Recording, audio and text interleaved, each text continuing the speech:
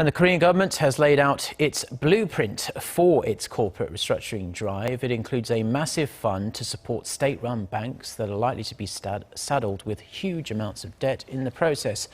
Hwang Ji-hye has the details.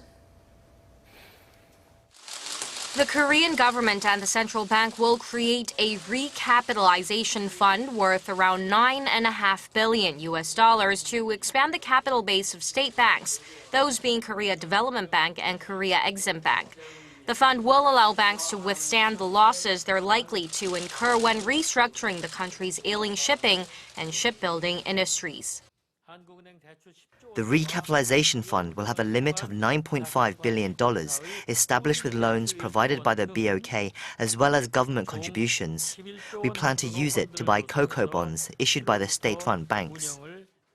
The CoCo bonds, or contingent convertibles, are basically the riskiest debt issued by banks that are automatically converted to equity under set conditions. So if the fund buys these CoCo bonds issued by state banks, it would ease the pressure on state-owned lenders that have high debt exposure to shipbuilders.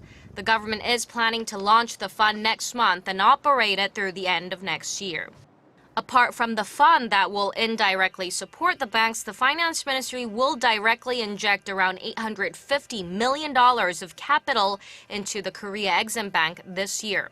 The finance minister also once again emphasized that the principle of the overhaul is that the companies implement their own reform plans and take responsibility of losses incurred. Korea's top three shipbuilders, Hyundai Heavy Industries, Daewoo Shipbuilding, and Marine Engineering, and Samsung Heavy Industries have all come up with plans to downsize by selling off properties and laying off workers. Hanjin Shipping and Hyundai Merchant Marine companies in another major sector of restructuring plan to finalize talks on cutting charter rates with ship owners by the end of this week. Hwang Ji-hye, Arirang News.